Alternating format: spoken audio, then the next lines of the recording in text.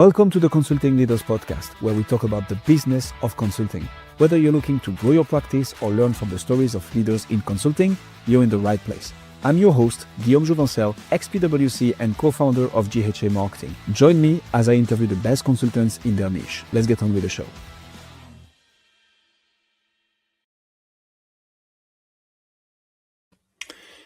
Jenora, I have to say, I've seen a lot of leadership coaching, executive leadership coach, but leadership stabilization is the first time I come across this term. So what is it and what got you into this?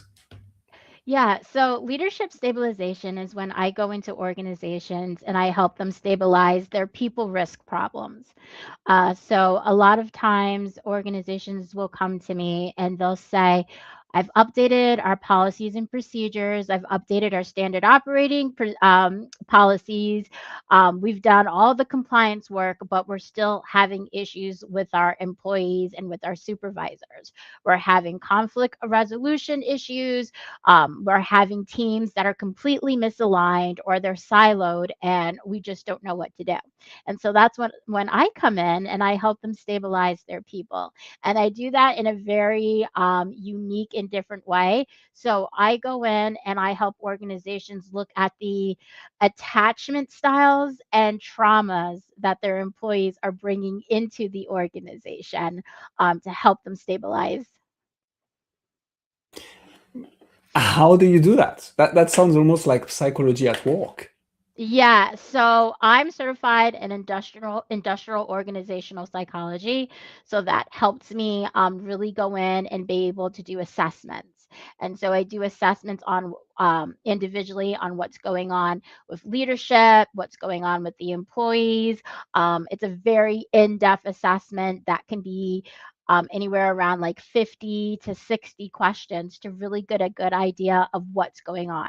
And what usually comes up is that a lot of employees are having hard times interacting with each other. Maybe supervisors are having hard times leading their team because their attachment styles are showing up and they are just not, they're butting heads at every intersection. And so I really talk about, how do we stabilize that? How do we take the different attachment styles that we have and stabilize it so that we can have aligned teams, and so that the workflow is continuing to be steady.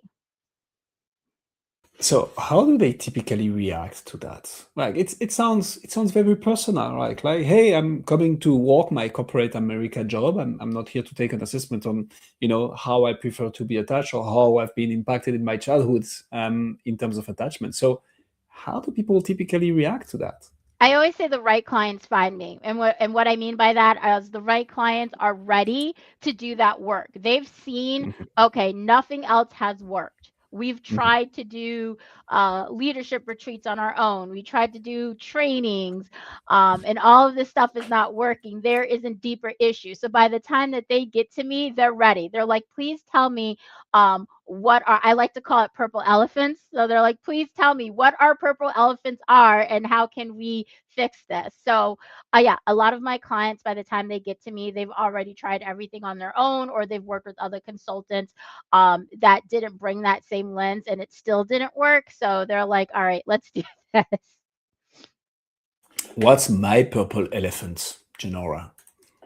Well, I don't know what your purple elephant is. I would have to do an assessment on you. But most people, Don't I'm going to tempt be me. honest with you, most people know what their internal purple elephants are. Now, Really? whether they want to name them or not is the other question. So wait, what are the I love the direction of this show already. So what are the type of purple elephants that there is? And yeah, so what are those types? So I Yeah, so can try purple and say which one is elephants mine. are the hidden issues that are going on that you don't want to name, right? So Okay. say that if we're looking at it from a work perspective, let's say that you're not getting along with a certain coworker and you just keep butting heads. Um, there's a purple elephant going on why the two of you are not getting along, and most of the time people usually will know what that is or they don't, and I help them come to that realization. Personal wise, we also have our own purple elephants. Personal wise, anything that's keeping us stagnant, anything that's keeping us from moving forward. And as I said, internally, deep down, we know when something isn't right, and there's a key to why we need to change.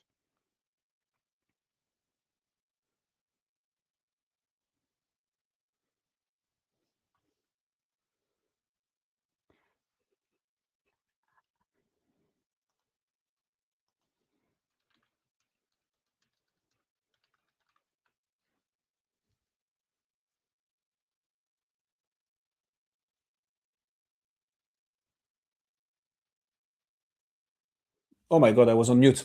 I went on a long rant to be on mute.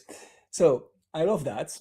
What's the what's the outcome of this, Genora? Meaning, okay, fine, you help teams with leadership stabilizations, and you help team members with understanding their purple elephant, talk about it, and like find a different attachment style on the workplace. What problem does that solve? Yeah, so it solves a lot of problems. Um, the first problem that it solves is siloed teams. The second problem that it solves is any legal or reputational risk that the organization might have.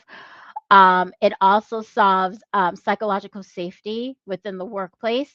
Most times employees want to be able to show up and they want to be able to work in an environment where they're feeling psychologically safe, where they're feeling where they belong, and that doesn't always happen. So it helps. What it does is it helps smooth over the internal dynamics within the organization so that supervisors are able to, number one, lead their teams appropriately and effectively, and two, employees are able to interact with each other.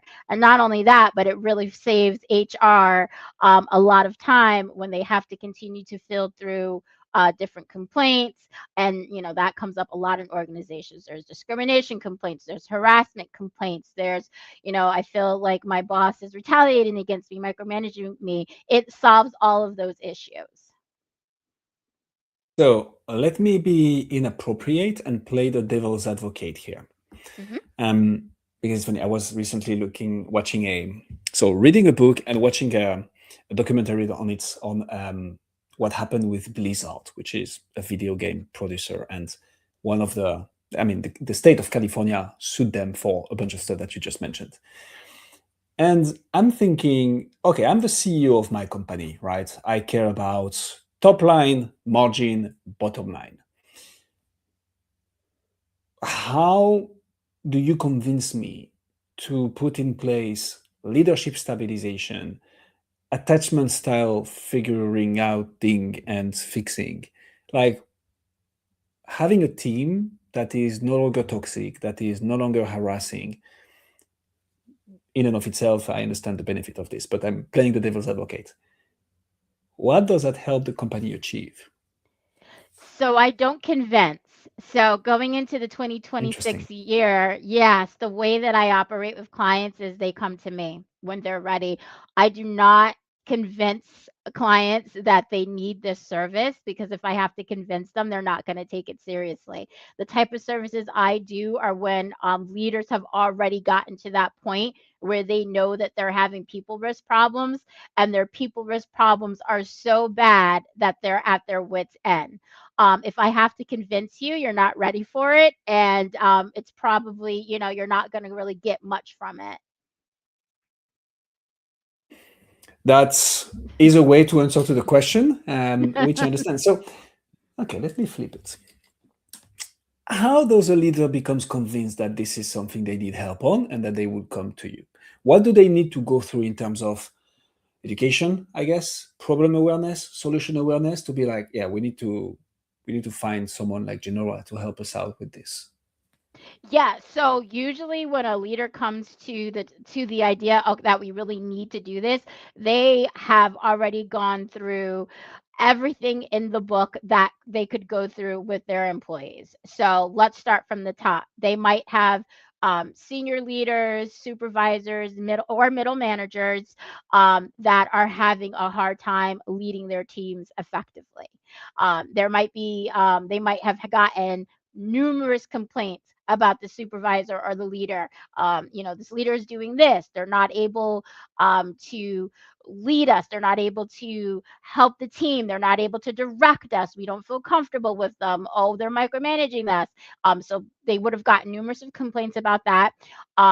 It could be that the organization and the CEO, the executive director, they've already tried everything with having their own team meetings internally, with doing their own trainings internally, and maybe for a couple of weeks it works, and then they're right back to conflict resolution with employees.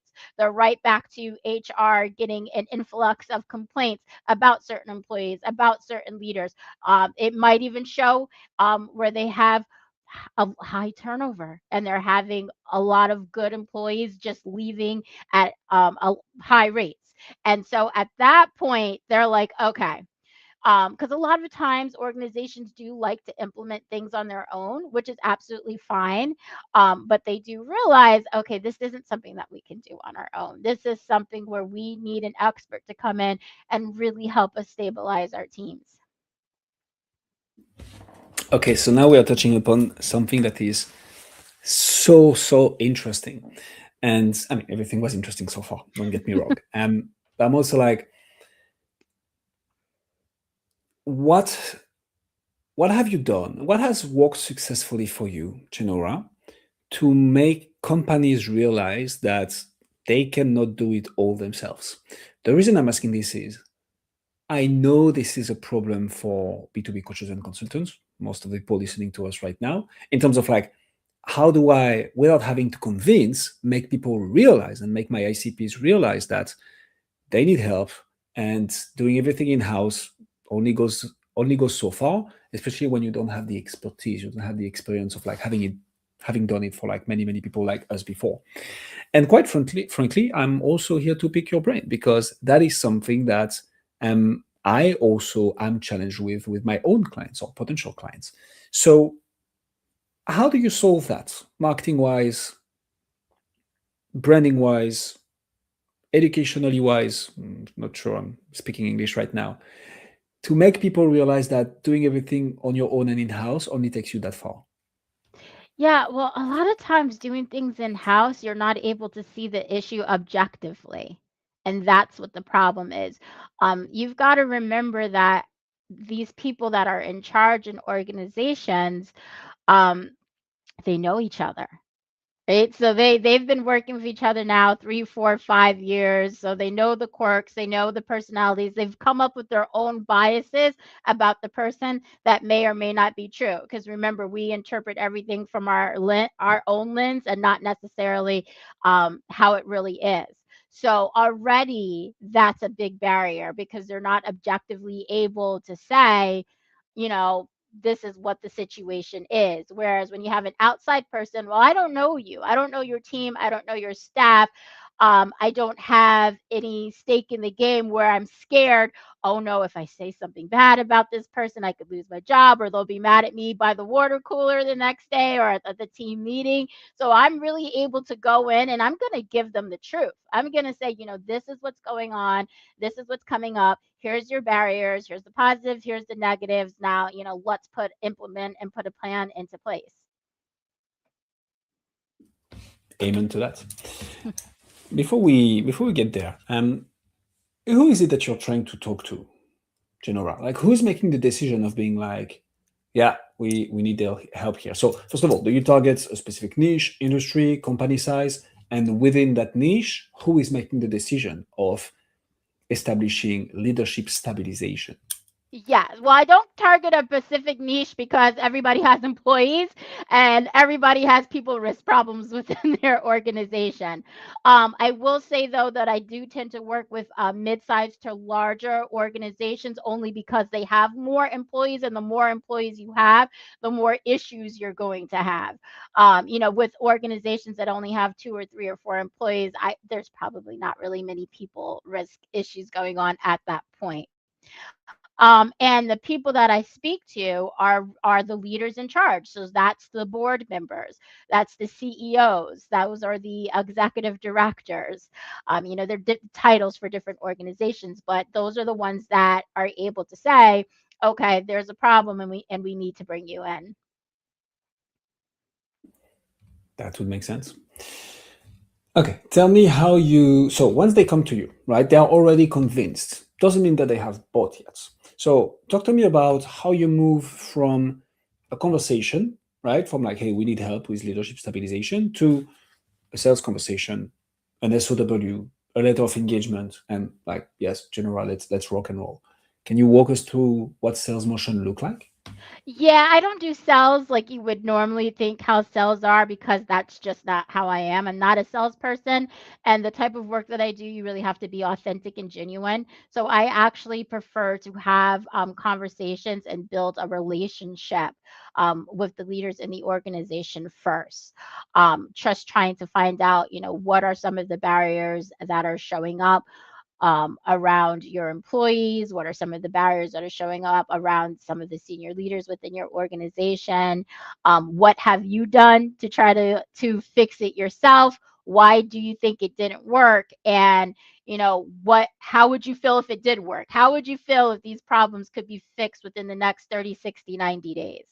I don't market in the regular sense of marketing just because particularly what I do doesn't work like that, right? It is really about building relationships and having those conversations. And that's more authentic and genuine to me. So, I mean, I'm interested into digging a little bit into this. So, because I talk to a lot of B2B coaches and consultants, right? And get listened to. Do you feel selling this service is not authentic and sincere? Or like what do you mean with I'd rather do it with authenticity and sincerity? Yeah, so for my particular method of the way that I work, it just doesn't work for me, but that doesn't mean that it doesn't work for other people. Again, I'm not a salesperson at all.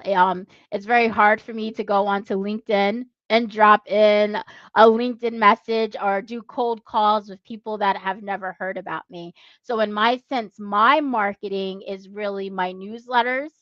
My marketing is my own YouTube channel where I post my, own videos about experiences that I had. Because also too, and I don't think I mentioned this, prior to me opening up my own business, I worked 15 years in nonprofit organizations. So I was a W-2 employee for 15 years, and I worked my way up. So I've been in many different positions. I've been at the lower end and I've been at the highest end. So starting out my career, I started out as a case manager. Then I worked my way up to programs director. Then I worked my way up. By the time I ended my tenure with working internally with companies and started my own business, I was an executive director. So I've done all of the different positions. I was even on a board, a junior board. When I was in my early 20s, so I've know how everything works. So getting back to that, so for me, my marketing again is my newsletters, my website, my YouTube channel, my own podcast that I have is what works best for me. I have a very difficult time just sending cold emails or doing cold calls out because, again, when you're talking about emotions, attachment styles, traumas, that's not something that I could sell in an email. That's something where I really have to have a one-on-one conversation with someone so that they're feeling my energy. They're hearing my story and they're understanding, oh, okay, she gets it and she gets us. Thanks for sharing this, Genora. And so I think that's one way, and I agree with you, and I understand the style. And just to maybe share my 2 cents here, I do think this is marketing, but this is marketing done the right way, in the sense of we live in a trust recession world. I do believe cold outreach can work, but again, it needs to be vibing with how you do things and how you proceed. It's funny, just today I recorded an episode where we dug into cold calling and how to do it ethically and the right way. And Dave made a lot of sense. That's one way. Another way is to say, hey, I'm gonna give you all my knowledge out here, all my story, everything for free on YouTube, on the podcast. This is what we do as well. This is marketing. It's like, hey guys, Yeah. let me help you understand better that topic, right? Let me educate you on the very thing that I'm an expert on. I don't know everything, but like, let me give you some pieces of knowledge that hopefully will be useful. If you want more, join the newsletter. And if you want more after the newsletter, book a call. I think this is brilliant marketing. It's actually producing the content that will allow people to be attracted to you rather than trying to pull them in. Um, and that's a strategy that's, I mean, we live by and that I think makes a lot of sense. Let's talk about retention, Jenora. Once you fix that problem, right, of leadership stabilization, how do you retain your clients, if at all? Like, how do you put in place things, or like, how do you offer the next thing or the next thing? At the end of the day, when we want to build a leadership coaching business or consulting business, retention is as important as client acquisition, right? So how do you do this in your practice? But there's three pathways that an organization can work with me, and it's all about Mhm. where the organization is on their journey. So the initial entry pathway is where they get to work with me for 90 minutes. And in 90 minutes, we have a conversation, and I help them address at least one purple elephant that's in their organization, that they need to have called to attention that maybe they haven't noticed. That is an entryway that's really for organizations that maybe haven't built that relationship with me yet, or they want to, but they really want a low risk way to enter in. Want to see what I'm about. Then the second way is a 90-day entryway. And so the 90-day entryway is where you get to work with me. Um, where I am going into your organization, and that's where I'm doing the assessments. I'm having the one-to-one interviews with the supervisors, the senior leaders, maybe even the board members. If the board wants to be involved in the stabilization as well. And so, for those 90 days, that's really for clients that are either like past clients that I've had before that have already worked with me on other projects, and they're able to do that, or for organizations who have said, okay, we do have a problem, and our problem is going to be more than a 90-minute problem. Like, we really want to work 90 days to really narrow down what's going on. And then my last way that I do it, which is my retention way, is I actually embed into the organization as their fractional chief people officer. And so they get me for as long as they need me. And that's where we're on a monthly retainer, where we can do 3 months, 6 months, 12 months, and we can keep renewing it as needed. So I'm basically embedded in that organization almost like an employee, but not. And so a lot of times, organizations will bring me in either when they are in between HR, like when they're in between HR people, or their HR person is more compliance and not really versed on people, and they're like, we need more help around that. If they've had an HR person resign or leave and they need somebody to come in to kind of stabilize the HR department before they bring somebody else in, that's usually how they bring me in. And that usually is with clients that I've worked with for a while, that know me really well. They've known my work, and they trust me to be embedded into their organization and to help them. Do you have some ways to transition from one service to another, from like, an initial workshop to a 90 days, and then from a 90 days to a fractional chief people officer role? Like, do you typically say, hey, cool, we've helped with this, and now we've achieved, this is where we were. Now we have like that many purple elephants addressed, but by the way, we still have a need in that function, and like I can fill that gap. Do you have transitions like this? Oh, absolutely. We do have transitions for the 90-minute one. When I help the leader name what their purple elephant is, we really have a discussion after that where it's like, do you think that this is something that you would be able to do on your own, or do you, really feel that you need an expert with you? If they say they really need an expert, then we transition to the 90 days. And then with the 90 days, that is when I've done all the data, I've done the assessments, we've looked at everything. We've worked the whole 90 days together. And then they're like, you know what, we really need something that's more ongoing. We don't want to lose momentum. So definitely you can transition services, but I also make sure to tell my clients you don't have to. You can just choose one and just stay at it. It's not about pressure. Again, when you're dealing with people issues, it's a very sensitive subject. It's not the same as compliance. It's not a consultant that's coming in and just doing compliance work or data work. When it comes to people risk issues, it's a sensitive issue. It has to be done um, in a very particular way, where we're addressing, again, the attachment styles of the employees or the leader, the traumas of the employees and the leader.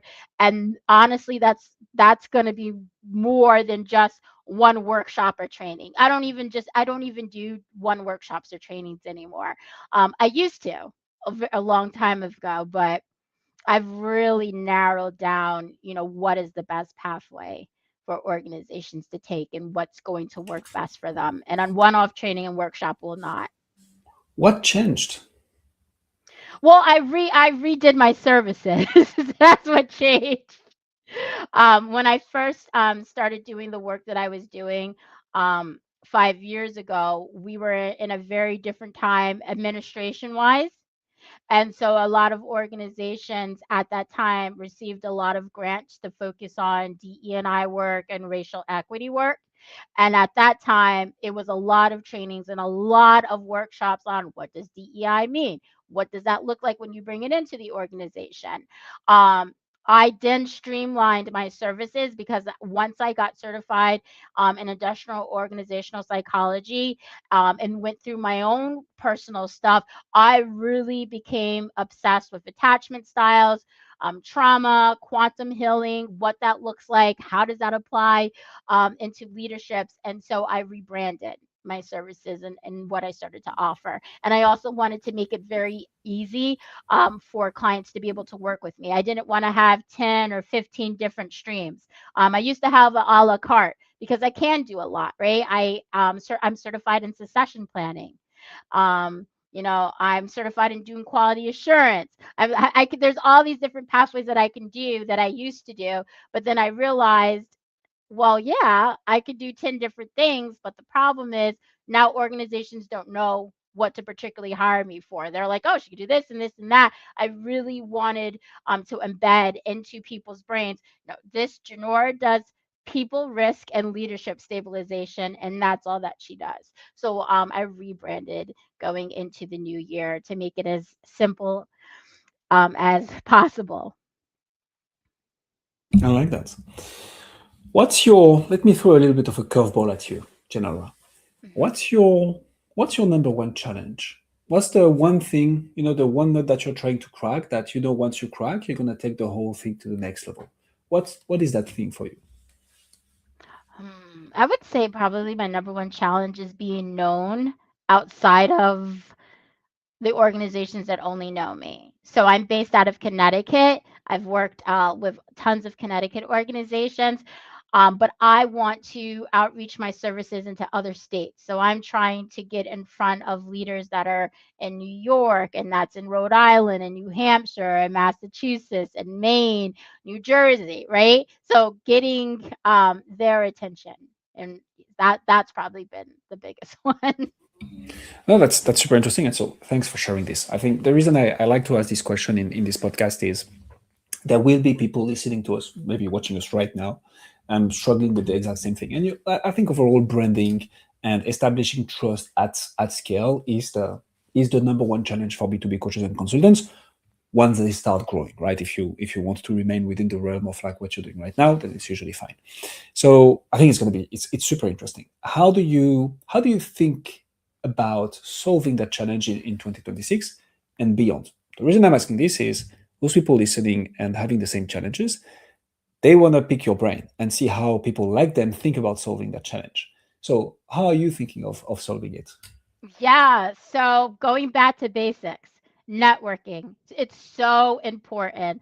Um, the worst thing that you can do is to stop networking. And I know sometimes a lot of business owners are so busy and they're just like, oh, I have so much client flow, or I'm so busy doing my work, I'm not networking anymore. Do not stop that.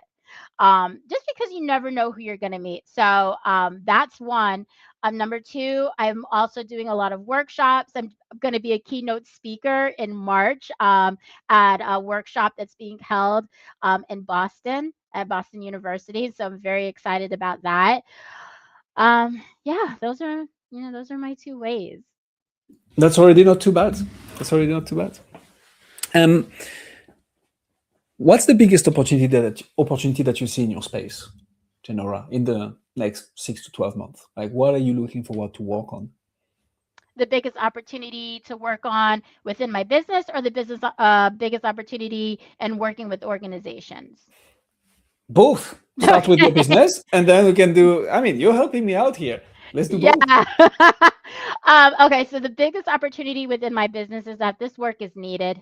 It is needed. There are so many organizations that are having people risk problems right now, and I'm sure there's a lot of CEOs and executive directors that are just pulling their hair out, right? Because to be a CEO and an executive director, they wear a lot of hats. Right. I know. I was an executive director. Sometimes you don't always have the time. You definitely don't, not sometimes, you definitely do not have the time to sit and manage the internal people problems that are going on. So there is a huge need for this service. And externally, then, what do you Yeah. see as the And biggest then opportunity? for organizations, as I mentioned before, it's going to help them with any financial risk, with any possible future legal risk, or any type of reputational risk that might come up. Really stabilizing your employees is the most important thing, right? It's the employees that do all the work. It's the employees that are meeting with the clients. It is the employees that are keeping the workflow flowing, right? And when that gets stagnant, that becomes a huge problem. So it really just makes sure that you are retaining your employees. It's making sure that you're creating that psychological safe space for your employees to want to continue to come to work. And it's really addressing those misaligned teams and making sure that they are aligned and that they're not siloed. Jenora, ladies and gentlemen, Jenora, if people want to find out more about you, see what you do, where should they go? Please go to my website, www.theselfcarenetwork.org. We'll put the link in the description. Jenora, thank you so much for coming on Consulting Leaders. Thank you so much for having me. Thanks for joining us on this episode of the Consulting Leaders Podcast. We hope you learned valuable lessons on how to grow your practice and take your business to the next level. Make sure to subscribe and leave us a review wherever you're listening to this show so you never miss an episode. To apply and be a guest on the show, click the link in the description. See you next time.